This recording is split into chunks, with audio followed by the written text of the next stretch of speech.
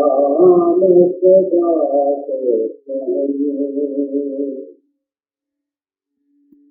राम कुशल सदा भवति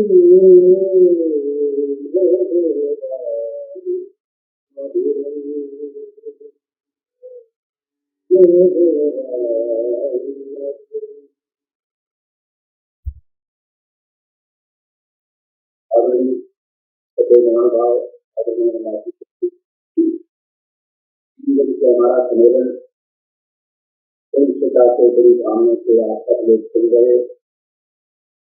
मेरी नाश्ता होने पर भी मेरा नियम है, जिस नगर में मैं रहता हूँ कोशिश क्या रहती है, परिवर्तन चाहता हूँ। आज रामायण में आपने प्रसंग सुना, देखा, बहुत बढ़िया प्रसंग, एक से एक बढ़िया प्रसंग आता है। आज महारानी के कई लज्जत है और कहती है राम मुझे क्षमा कर दे। राम परिवार का आदर्श कितना ऊंचा है कि सीता जी पहले केकई के चरण दबाती हैं, फिर सुमित्रा जी के दबाती हैं, तीसरे नंबर पे कौशल्या जी के दबा रही। दुनिया वालों अपने अपने घर भी देख लो, राम जी का परिवार घर भी देख लो। कई रामायण है, मैं एक रामायण का आपको प्रसंग में भूमिका रूप में कहता हूं। महारानी केकई के महल में जब महाराजा भोजन करने लगे तो आनंद रामायण में लिखा है कि महारानी केकई ने राजा का हाथ पकड़ लिया। महारानी बोली, राजा बोले क्या बात है, आगे भोजन रख के हाथ पकड़ रही हो कि भोजन ना खाऊं? कहते नहीं, भोजन खाने से पहले मेरी बात सुन लो, मेरी एक प्रार्थना है और आपको माननी पड़ेगी। राजा बोले क्या प्रार्थना है? कहते मेरी ये प्रार्थना है कि राम को राय तिलक कर दो। आनंद रामायण का प्रसंग है। राजा बोले आज तो हाँ नहीं करता, 2-3 दिन में सोच के तुम्हें बताऊं। 2-3 दिन हो गए, फिर राजा भोजन करने लगे। केकई ने आगे भोजन रखा। जब राजा भोजन खाने को तैयार हुए, केकई ने हाथ पकड़ लिया। कहेंगे परसों वाली बात का उत्तर दो पहले। राजा बोले 2 दिन सोचता रहा हूं, मैं फैसला नहीं कर पाया। क्या मतलब? कहेंगे राम को राय तिलक नहीं दूंगा। क्यों नहीं दोगे? कहेंगे बड़ी पुरानी बात है, मैं तेरे पिता के दरबार में एक बार गया, वो मेरे बुजुर्ग मित्र थे। तू किशोर अवस्था में पानी का गिलास लेकर आई, तेरा रूप देखकर मैं मोहित हो गया। मैंने ये राजा को कहा अपनी लड़की का मेरे साथ विवाह कर सकते हो? राजा बोले हिंदुस्तान का इतना बड़ा बहादुर राजा जो देवताओं के पक्ष में राक्षसों के साथ लड़ने वाला, हिंदुस्तान पृथ्वी लोक का एक ही बहादुर पैदा हुआ है। अगर ऐसा मेरा दामाद बन जाए मुझे और क्या चाहिए? मगर मेरा एक प्रण है, मेरा एक संकल्प लो। क्या तुम्हारी रानियां 2 पहले है, मैं अपनी पुत्री का विवाह कर देता हूं। ये प्रण लो कि जो मेरी पुत्री से पुत्र पैदा होगा तुम्हारा उत्तराधिकारी वो होगा, तुम्हारा राज का मालिक हो। राजा बोले मैं तेरे रूप में मोहित था, मैंने ये हाथ में जल लेके संकल्प कर दिया, तेरा भी मेरा विवाह हो गया। पुत्र पहले कौशल्या जी का होगा। अब नियम ये है कि बड़ा तो मालिक स्वामी हो, छोटा भाई सेवक हो। पर मैंने जो प्रण किया है उसके अनुसार भरत राजा बनना चाहिए। इसलिए 3 दिन में असमंजस में रहा हूं, मैं कोई फैसला नहीं कर पा रहा। मैं राम को राज्याभिषेक नहीं कर सकता। आनंद रामायण में महारानी केकई ने प्रार्थना की, मेरे पिता जो स्वर्ग में है उनके आत्मा को अगर दुख होगा तो वो पाप मैं अपने सिर पे लेती हूं, मेरे कहने के अनुसार राम को राय करता है। इतना शुद्ध मन केकई का है माता। ये प्रसंग आपने पहले नहीं सुना हो, ऐसे प्रसंग कहते हैं कि बाकी लोग कहेंगे पहले नहीं। इतना शुद्ध केकई का मन है, बिगड़ा क्यों? बिल्कुल केकई का दोष नहीं है। याद रखना, दोष तो अगर अपने परिवारों में गड़बड़ नहीं चाहते हो तो मंत्रा को अपने मकान में मत आने दो, अपने महल। सारे पाप की जड़ मंत्रा। आप कहेंगे मंत्रा त्रेता में मर गई, खप गई, या मंत्रा का क्या मतलब? मैं गारंटी से कहता हूं हर मोहल्ले में मंत्रा अब भी मौजूद है ना। दयानंद नगर में भी मंत्रा। सब माताओं को अपनी मंत्रा का पता होता है कि हमारे मोहल्ले की मंत्रा ये है। मंत्रा का पाठ को आपने देख लिया, इधर का उधर लगाना, उधर का उधर लगा। बहू को देखा अलग बैठी तो उसके पास जाकर के ड्रामेबाजी की। बहू को देख के कहा तू आई थी, तेरा रंग लाल सुर्ख था, अब जब से तू यहाँ आई है तेरी सास के साथ गुजारा बहुत मुश्किल है, रंग पीला हो गया, चाहे उसका सुर्ख भी उसका पीला बना था। मंथरा को घरों में अगर आना बंद कर दो, कभी किसी परिवार में झगड़ा ना हो, सारे पाप की जड़ मंथरा। मंथरा ने गड़बड़ की, राजा ने तैयारी कर दी, गुरुओं से पूछा, सारा प्रबंध हो गया। मंथरा बाजार में गई, देखा झंडियां लगी हुई है, क्या क्या बात है? कल गहरे महल में रहने वाली को पता नहीं है कल राम राजा बन जाएंगे। और ये बाजा क्या बज रहा है? कल के बाजा ये बज रहा है कि राजा राम जानकी रानी, राजा राम आनंद अवधि अवधि रजदानी, आनंद अवधि अवधि रजदानी।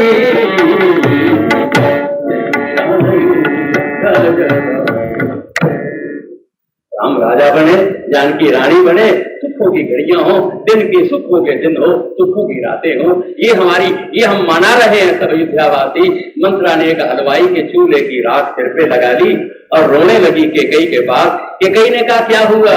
कहेंगे लुट गई। क्या लुटी? कहेंगे कल राम राजा बन जाएंगे। केकई ने कहा, कैसे पता लगा तुझे? कहेंगे पोस्टर छप गए हैं, ऐलान हो गया है, बाजे बज रहे हैं।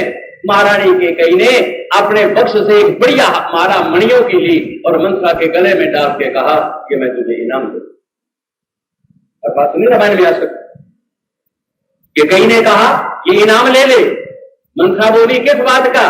कहेंगे तेरे मुख से मैंने पहले ये सुना है कि मेरे प्राणों से प्यारे राम को कल राज तिलक हो जाएगा, इसलिए मैं तुझे ये इनाम देती हूँ। और जब मेरा राम राजगद्दी पर बैठ जाएगा, इससे और ज्यादा कीमत की एक माला मैं राम के सिर से उतार करके दूंगा।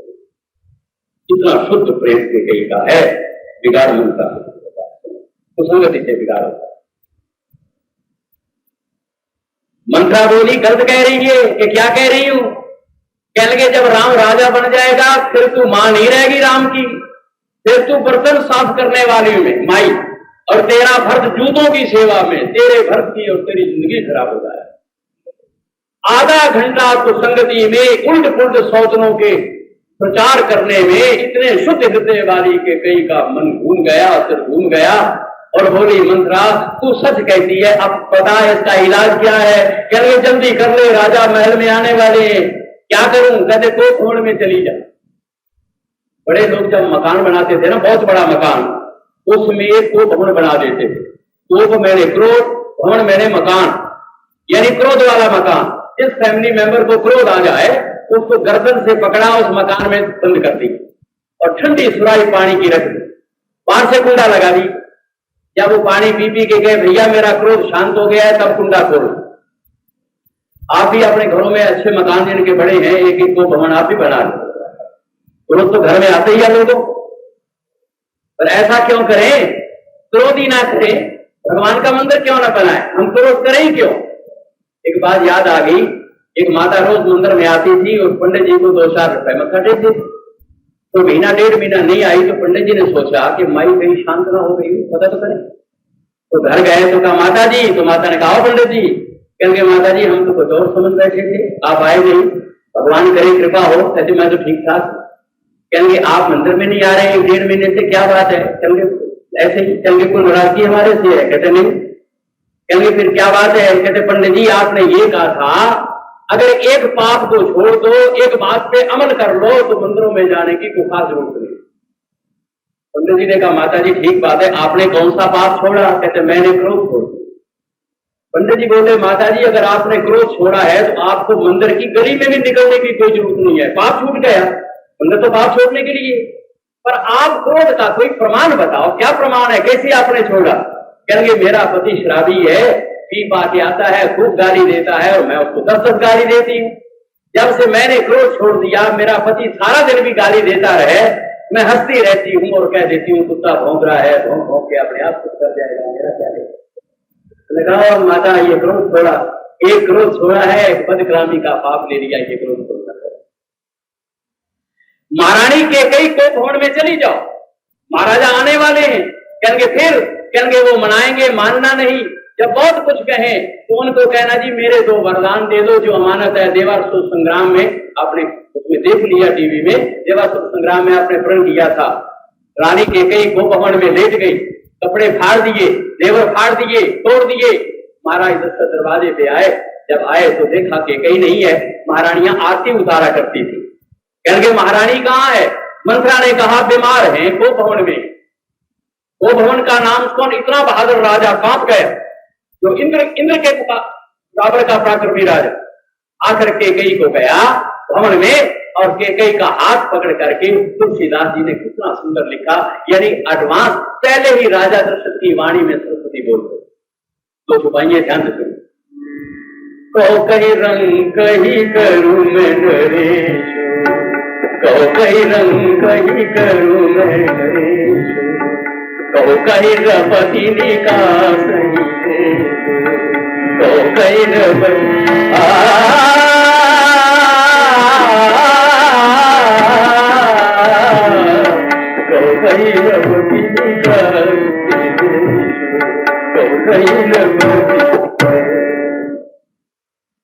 और रानी किस राजा को देश निकाला दे दूं?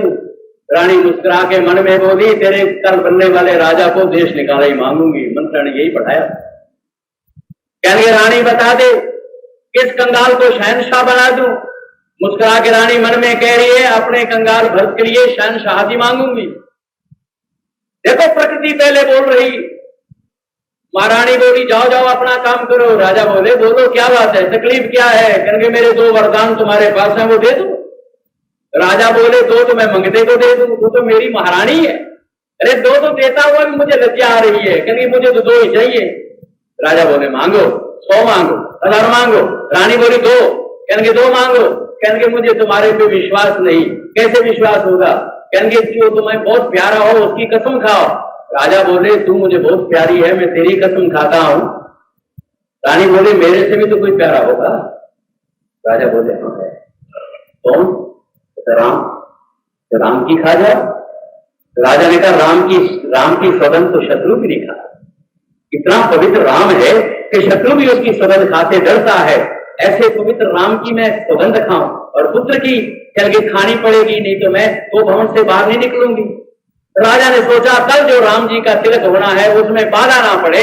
राजा ने हाथ में जल लेके कहा, रानी सुन ले फिर मेरी बात। तारे चाहे आकाश के चाहे जमीन पे आ गिरे, सूर्यवंशी कारी ज़बान उससे ना पीछे फिरे। जिस तरह सूरज कभी पश्चिम से फट सकता नहीं, सूर्यवंशी कर ज़बान फिर पीछे हट सकता। सूर्यवंशी कर ज़बान फिर पीछे हट सकता। आनंद तो है उसी विश्व के आराम की, विश्व के आराम की। खाता पहली बार में सुगंध प्यारे राम की, सुगंध प्यारे राम की, सुगंध प्यारे राम। जब राम की सुगंध खाई तो रानी ने उठकर 16 श्रृंगार किए और राजा का हाथ पकड़ा और पलंग पर बैठा के कहा मेरे 2 ही वरदान हैं, साधारण से हैं। कहेंगे बोलो 2 वरदान है बोलो। तो रानी बोली सुनो प्राण पिए भाव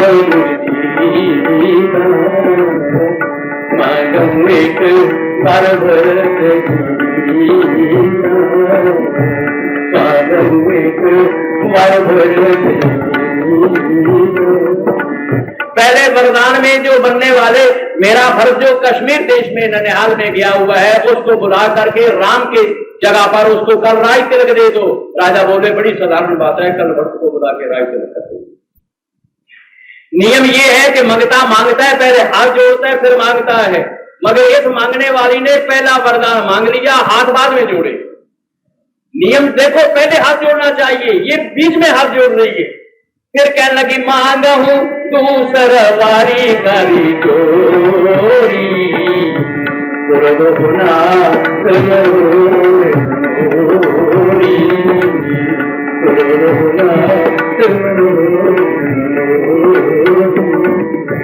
राजा बोले दूसरे वरदान में हाथ जोड़ने का क्या मतलब?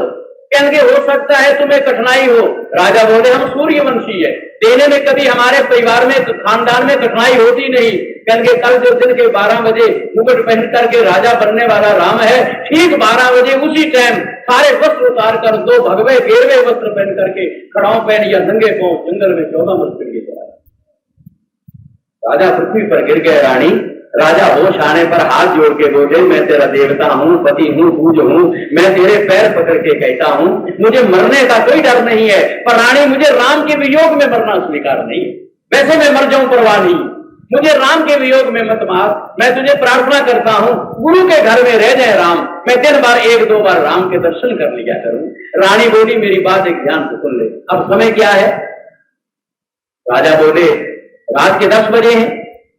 रानी बोली हो तो प्रात और मुनि वेशधारी जो न राम बन जाए। प्रातःकाल मुनि बनकर राम अगर वन में नहीं जाएगा तो ये हीरा जो है ना मैंने पहना हुआ, हीरे में 2 गुण है। अगर हीरा अंधेरे में तो प्रकाश देता है और थोड़ा रगड़ कर जीभ में लगा दो तो मृत्यु हो जाती है। तो रानी बोली ये हीरा जो मैंने पहना है इसको मैं रगड़ कर जीभ में लगा लूंगी और मोर मरण मेरी मृत्यु हो जाएगी और राज और अजस तुम्हें कलंक लग जाएगा, समझो मनमा। तब राजा को गुस्सा आ गया। राजा बोले मत गलत मत बोल, तू कह रही है मरण तेरा और अबजस मेरा। कल के हाँ कल के राम के विरुद्ध है, उल्टा काम होगा, मौत मेरी होगी, कलंक का टीका तेरे माथे। जो राम के बरखलाफ होता है, जो मुंह से बोलता है उससे उल्टा होता है, मरण मेरा होगा कलंक तुझे लगे। शाम को मैंने कहा था कोई माता है अपनी अपनी इच्छा अनुसार जो जिसकी श्रद्धा हो, दबाव वाला काम नहीं है, तो वो लोग अपने आप ही दे रहे हैं। शाम को बैठे इंसाफ जो जिसकी इच्छा हो उनको देते जाए ताकि यज्ञ में थोड़ा अपने प्रसंग पर आइए। 2 बार जरा कह ले श्री राम जय राम जय जय राम श्री राम श्री राम जय राम जय जय राम श्री राम। धीरे बोलो ना भगवान सुनने के मेरे बड़ों में चल रहा है। श्री राम जय राम जय जय राम श्री राम श्री राम जय राम जय जय राम श्री राम जय राम श्री राम जय राम जय राम श्री राम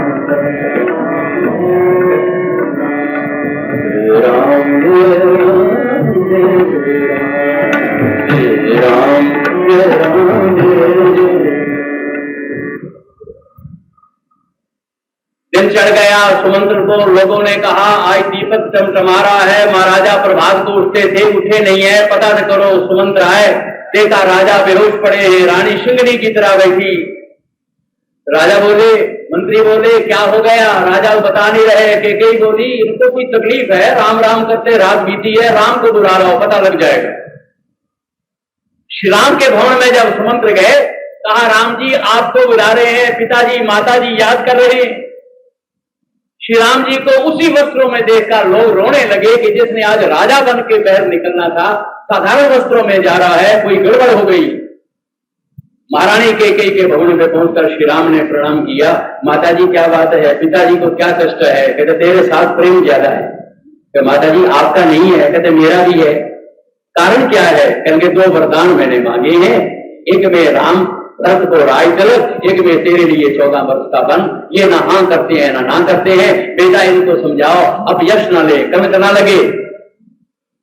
ध्यान से सुनना।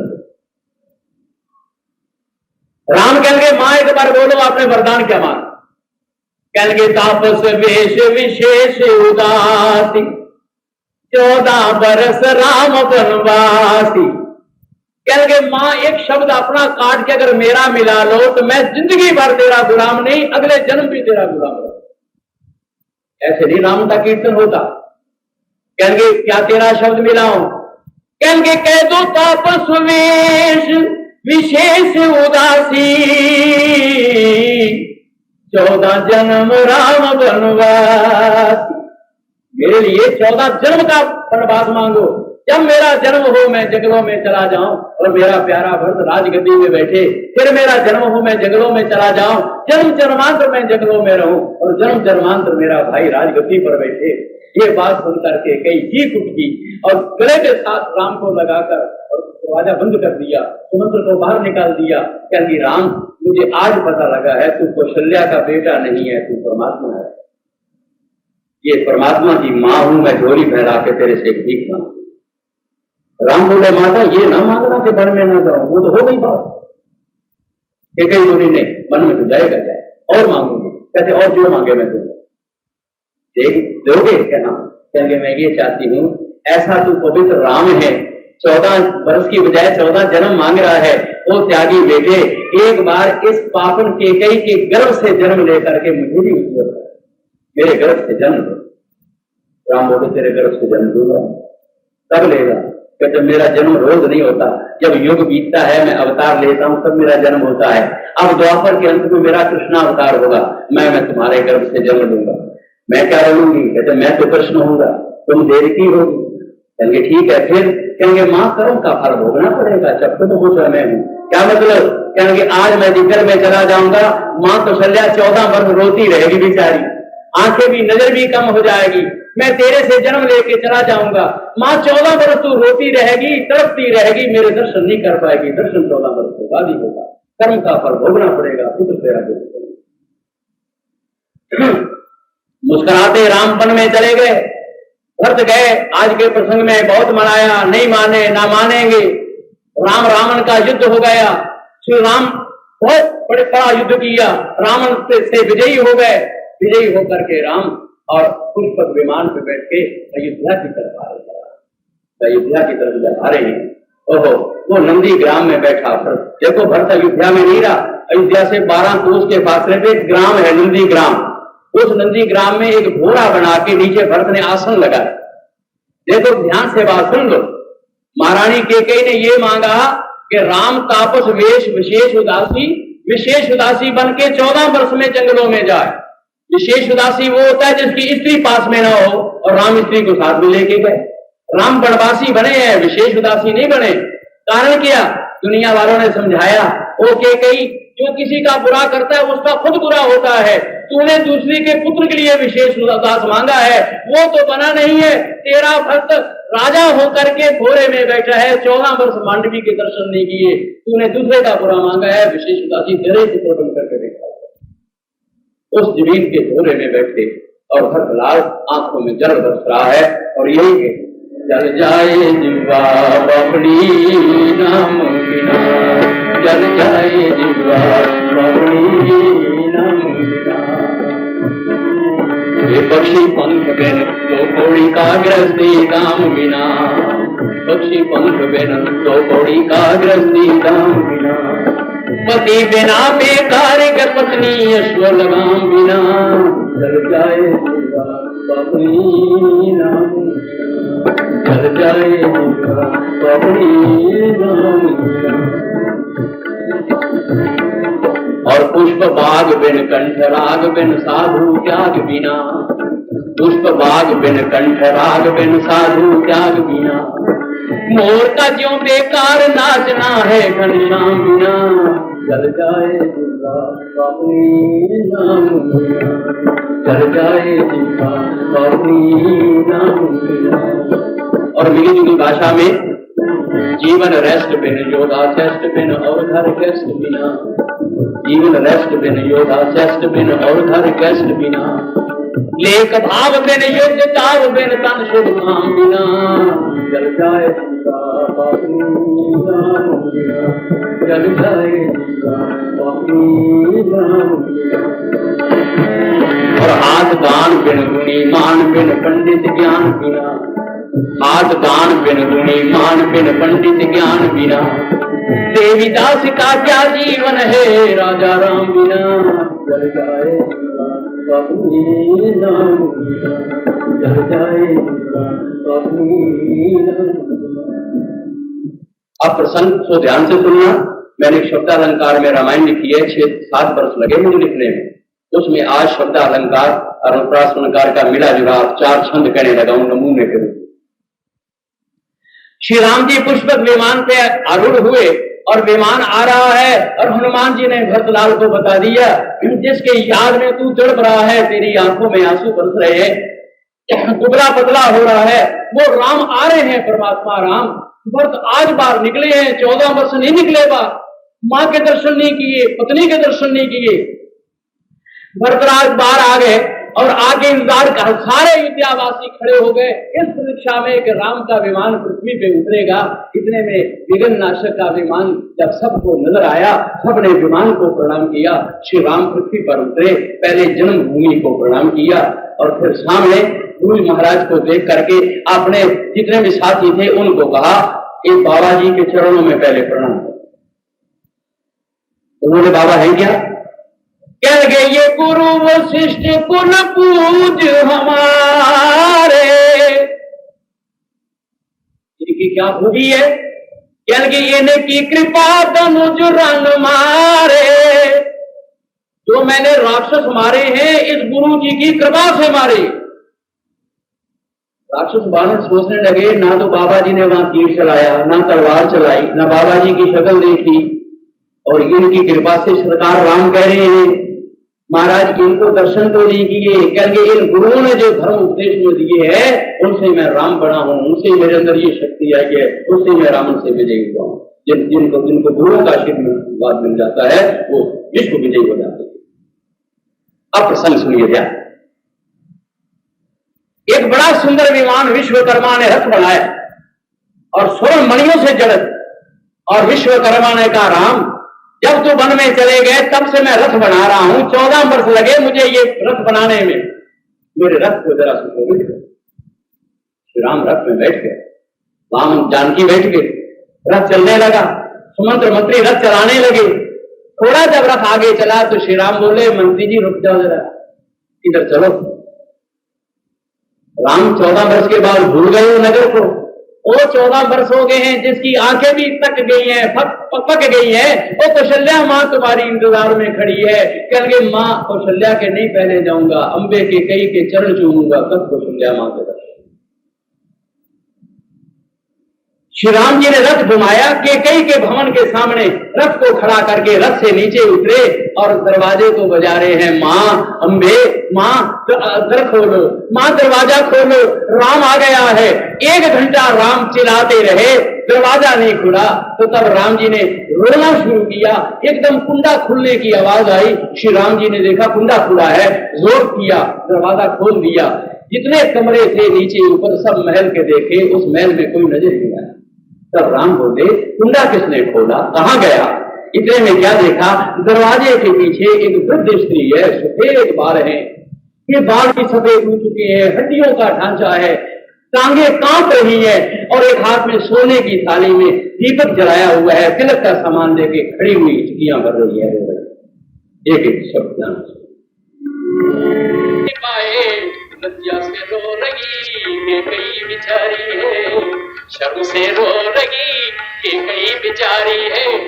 हाथों में स्वर्ण थाल तिलक का समान जिसमें, हाथों में स्वर्ण थाल तिलक का समान जिसमें 14 वर्षों से कर रही इंतजारी है, 14 वर्षों से कर रही इंतजारी।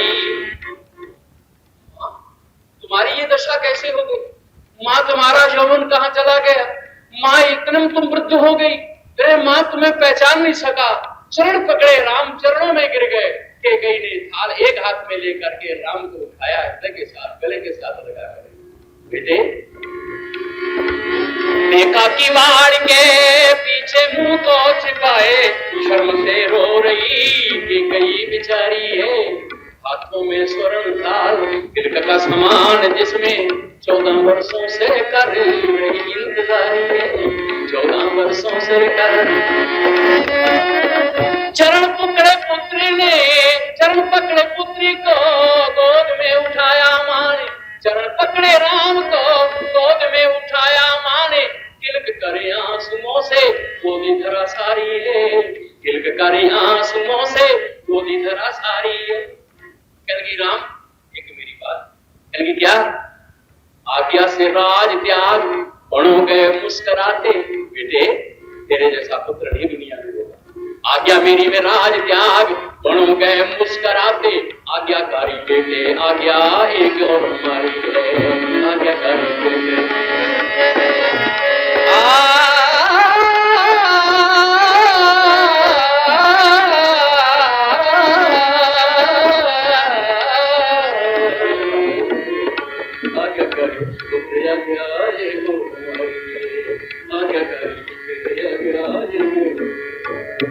राम बोले आपकी आज्ञा से मां कौशल्या के दर्शन भी ना करूं, अगर आप आज्ञा दो तो उल्टे पैरों फिर 12 नहीं 24 वर्ष के लिए वनों में जा सकता, जीवन भर के लिए वनों में जा सकता। हुक्म करो मां, मैं तो तुम्हारा नौकर हूं, तुम्हारा दास हूं। ये कहीं बोली नहीं बेटे, मेरी एक आज्ञा है। कह लगी क्या? और मां तुम्हें कष्ट क्या है? कहते कष्ट भी सुनाती हूँ, आज्ञा भी सुनाती हूँ। कष्ट ये है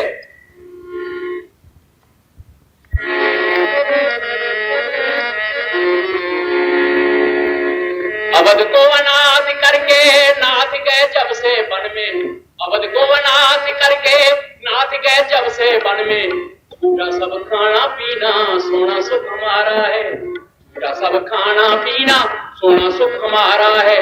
क्यों? दासी की कुसंगति आदि गड़ी, दासी की कुसंगति की फल क्या हुआ? दासी की कुसंगति की कंकरों में सोई सिया, कंकरों में सोई सिया। पुत्र का वियोग सुख सुहाग भी बिगाड़ा है मैंने, पुत्र का वियोग सुख सुहाग भी बिगाड़ा है। स्वर्ण के मुकुट बदले जटा का मुकुट पहना, उदार पुत्र। स्वर्ण के मुकुट बदले जटा का मुकुट पहना, फिर भी उदार मेरे द्वार पग धारा है तुमने, फिर भी उदार मेरे द्वार पग धारा है। मां रोग क्या है? रोग ये है बेटा, जब से गए आप वन में मुझे एक बार भी तो दर्द ने न मुंह से मां शब्द के पुकारा है, दर्द ने न मुंह से मां शब्द के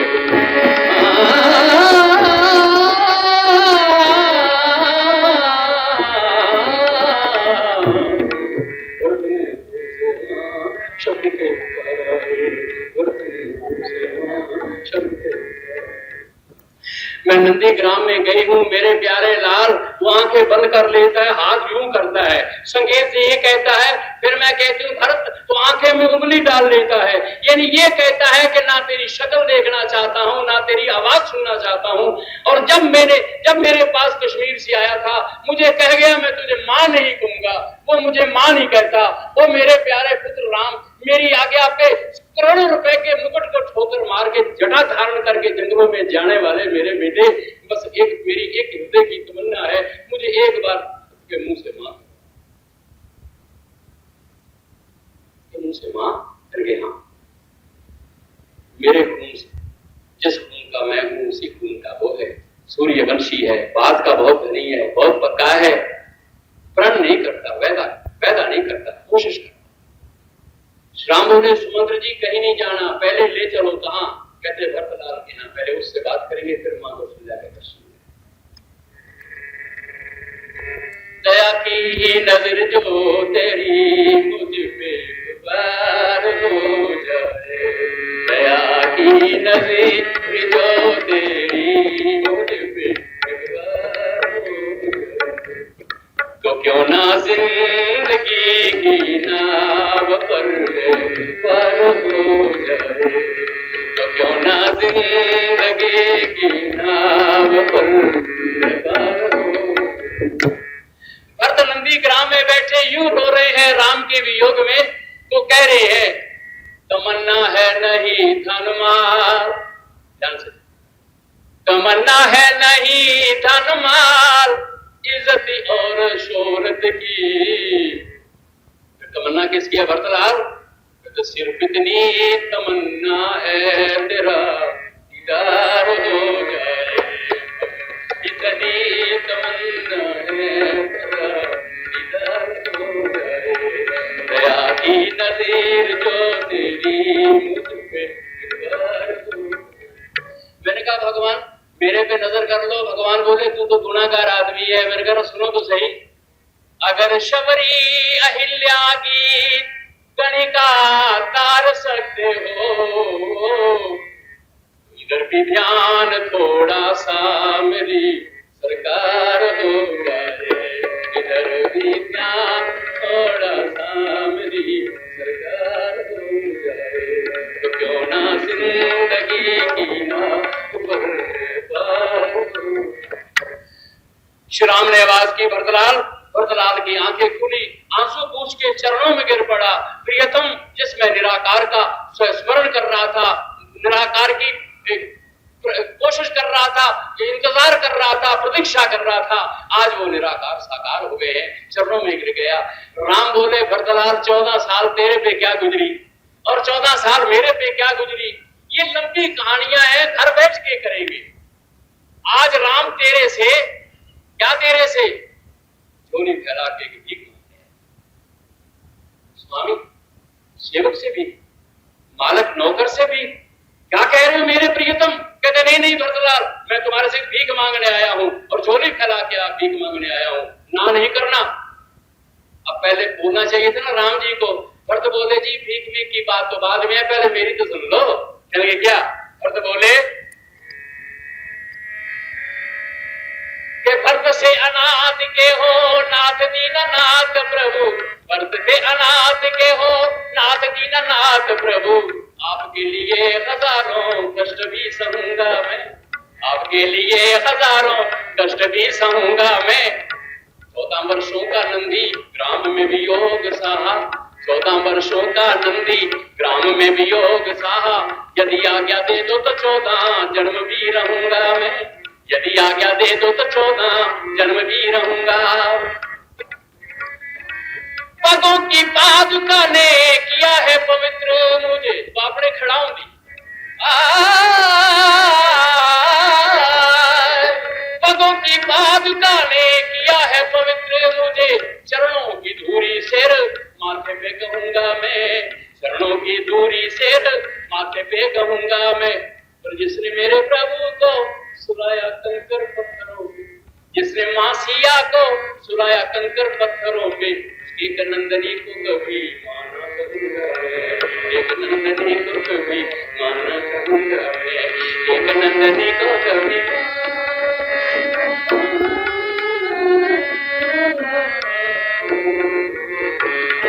एक नंदनी को कभी